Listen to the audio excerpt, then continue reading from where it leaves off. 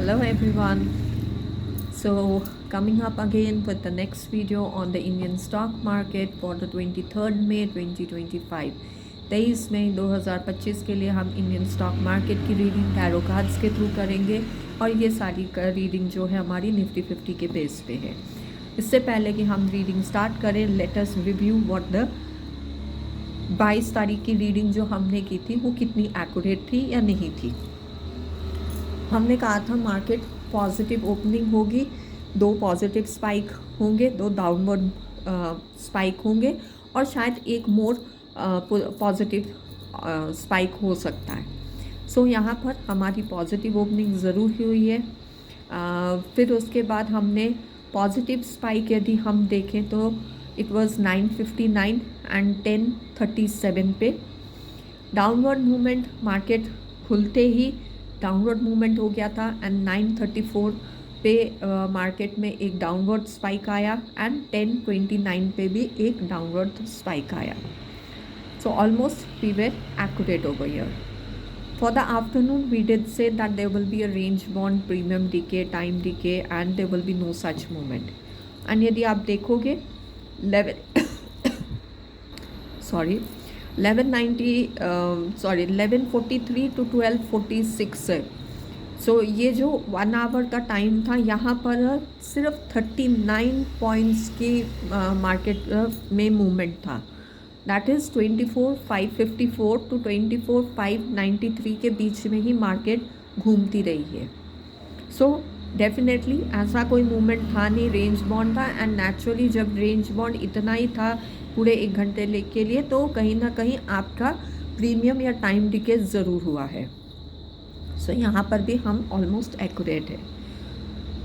Closing hours के लिए हमने कहा था रेंज बॉन्ड है and there will be 1 small positive spike and 1 small negative spike and unexpected movements will be there.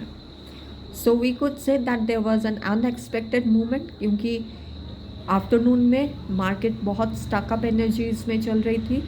So range bond तो नहीं हुआ बट मूवमेंट आया। डाउनवर्ड मूवमेंट जो था वो अनएक्सपेक्टेड आया। 24,474 के आसपास या 64 के आसपास था।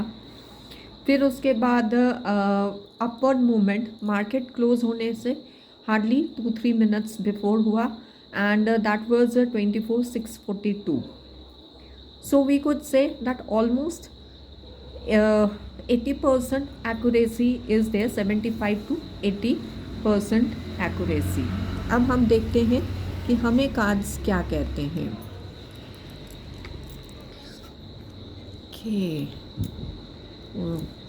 We got 2 major arcana cards and these cards are definitely going to give us something very important and ये जो major arcana cards आए हैं ये हमारे morning hours के लिए हैं और closing hours के लिए हैं। So definitely something is going to happen in the morning hours and something very important is going to happen in the closing hours. Now let's see what the cards are saying.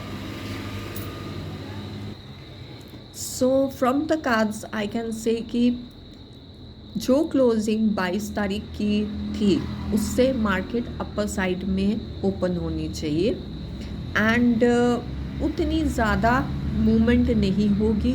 ठीक है, we might see something positive over there but बहुत ज़्यादा movement नहीं, might be slow movement के साथ हम कहते हैं ना धीरे धीरे धीरे करके ऊपर को जा सकते हैं बट ऐसा नहीं कि स्विफ्ट मूवमेंट कुछ नहीं दिखाई दे रहा। Secondly that I could see is